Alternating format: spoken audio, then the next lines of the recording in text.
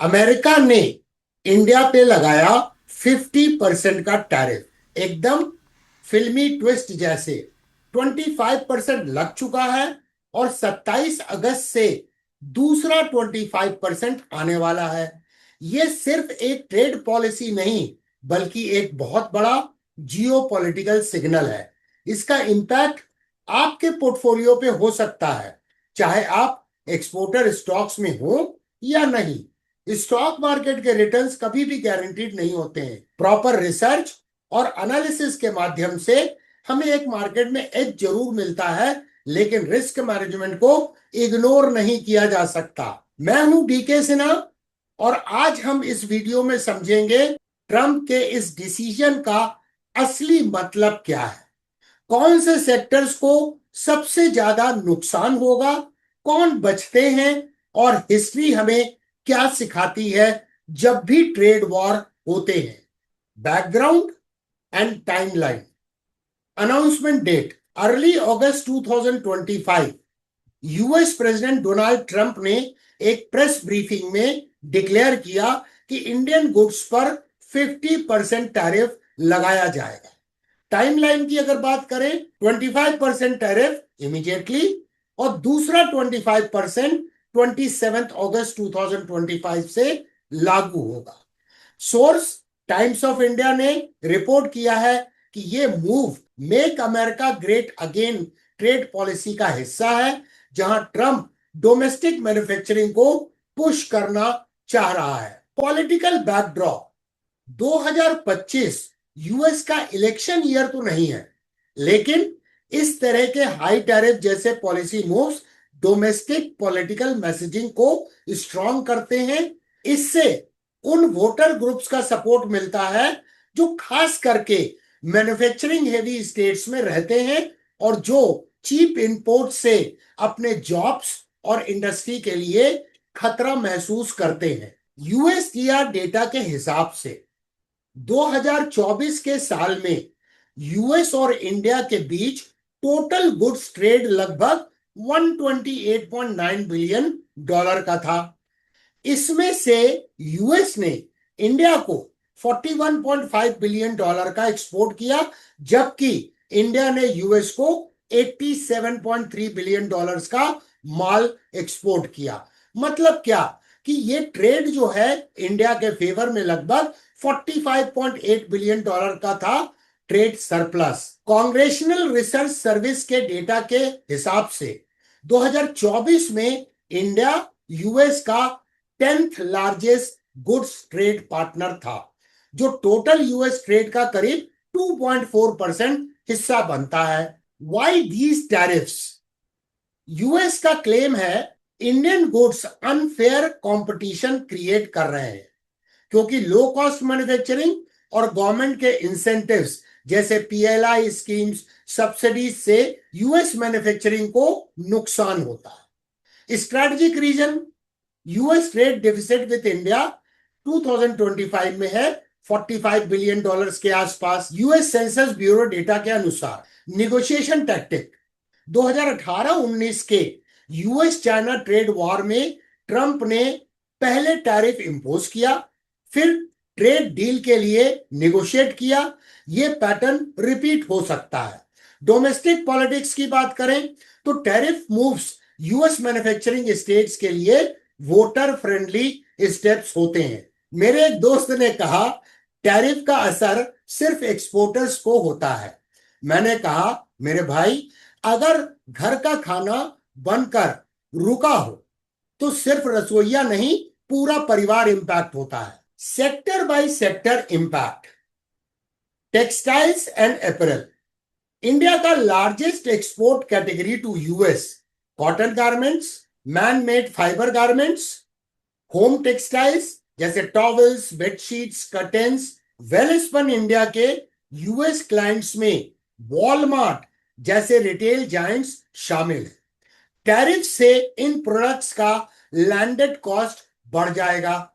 Ministry of commerce के 2024 के data के मुताबिक इंडिया की textile and apparel exports to US is around 17 billion dollars, जो कि डायरेक्टली टैरिफ के प्रेशर में है। कंपटीशन की बात करें तो वियतनाम और बांग्लादेश के यूएस के साथ ट्रेड एग्रीमेंट्स उन्हें एडवांटेज देते हैं, जो इंडिया के मार्केट शेयर को स्क्वीज कर सकता है। Gems and jewelleries, US India का लार्जेस्ट सिंगल मार्केट है ज्वेलरी एक्सपोर्ट्स के लिए, specially cut and polished diamonds और gold jewellery.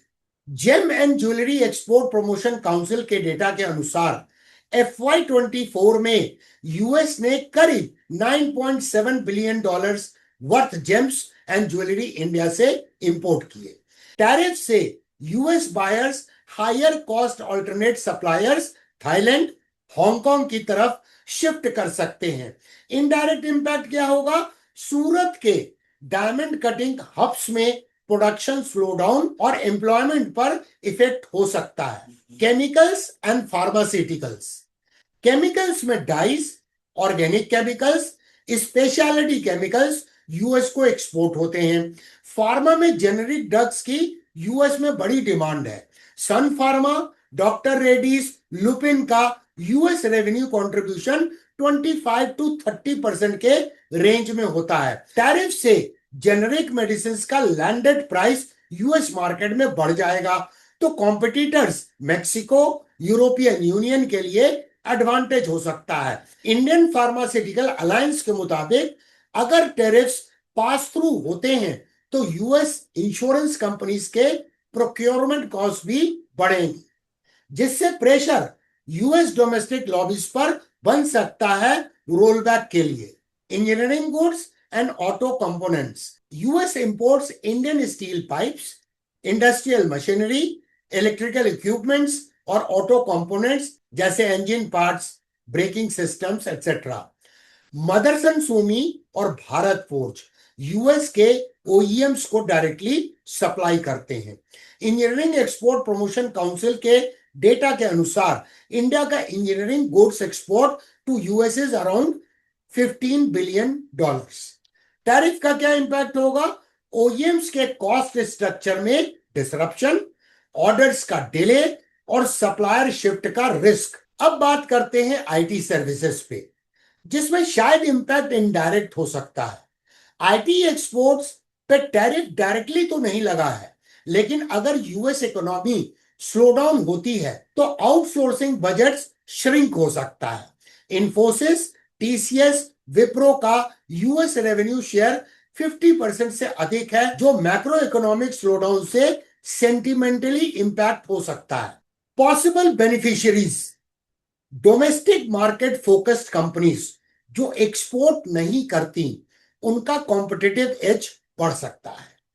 Countries without new tariffs, Vietnam, Bangladesh, Mexico could gain US orders that otherwise would have come to India.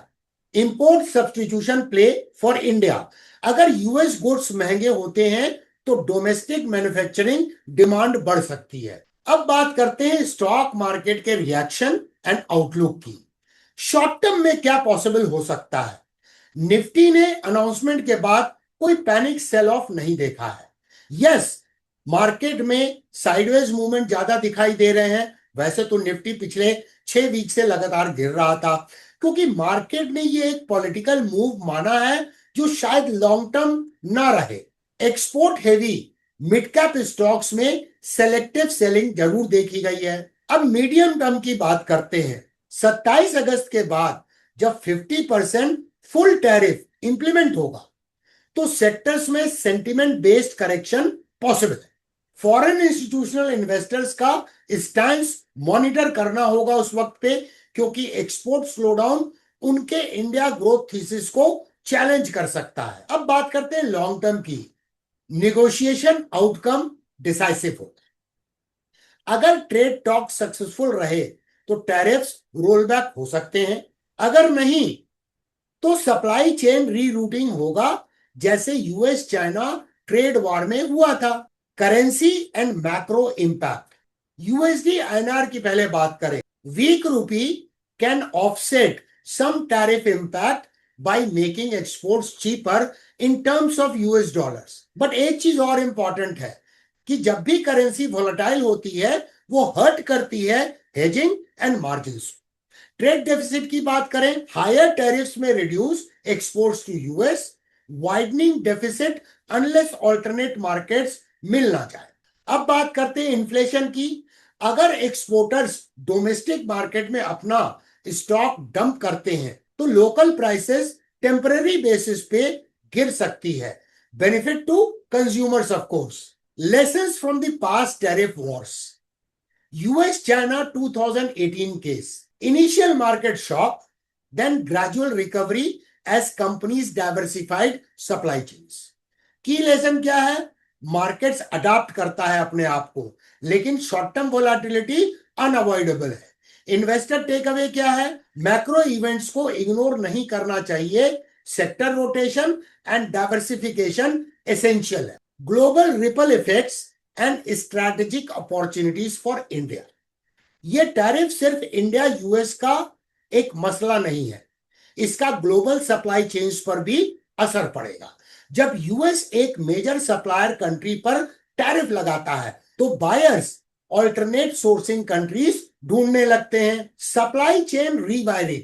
अगर US buyers textiles के लिए Vietnam, Bangladesh, Mexico की तरफ shift करते हैं तो उन मार्केट्स में डिमांड स्पाइक हो सकती है।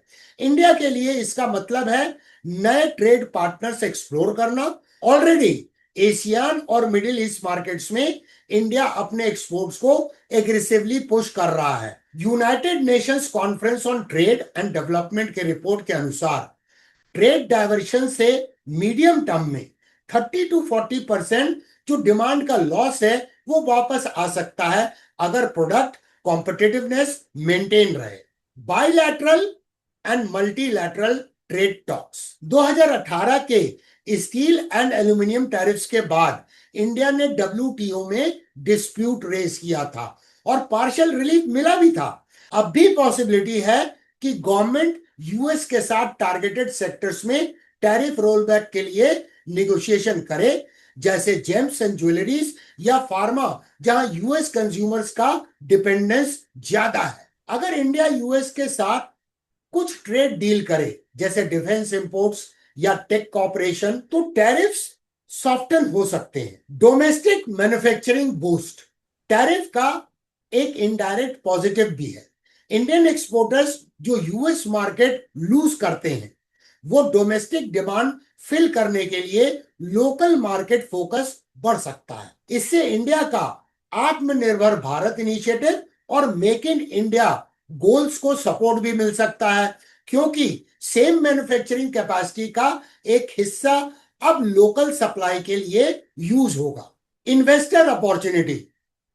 Export focused mid caps short term में प्रेशर में आएंगे, लेकिन अगर ऑल्टरनेटिव मार्केट पेनिट्रेशन सक्सेसफुल होता है तो रिकवरी शार्प भी हो सकती है। लॉन्ग टर्म इन्वेस्टर्स के लिए ये एक री रेटिंग अपॉर्चुनिटी बन सकता है, बस पेशेंस और प्रॉपर रिस्क मैनेजमेंट के साथ। यानी कि टैरिफ एक चैलेंज तो है, लेकिन सही पॉलिसी मूव्स और मार्केट अडेप्टेशन से इंडिया के लिए ये एक स्ट्रैटेजिक रीसेट बन सकता है, जैसे 2018 में चाइना ने एशियन ट्रेड पैक्ट्स यूज करके यूएस टैरिफ्स का काउंटर किया था। कंक्लूजन, टैरिफ्स एक टैक्स नहीं है, बल्कि एक इकोनॉमिक सिग्नल है कि जियोपॉलिटिक्स और ट्रेड पॉलिसी का असर हमेशा स्टॉक मार्केट में होता है। हमें मार्केट को फॉलो करना है, because market will never follow us. इसीलिए कहते हैं ट्रेंड इज योर फ्रेंड। आपके हिसाब से कौन सा सेक्टर इस 50% टैरिफ से सबसे ज्यादा इंपैक्ट होगा? नीचे कमेंट्स में जरूर लिखें। अगर आपको यह एनालिसिस वैल्यूबल लगा है तो वीडियो को लाइक करें, शेयर करें और चैनल को सब्सक्राइब करना ना भूलें। Learning never stops with DK Sinha.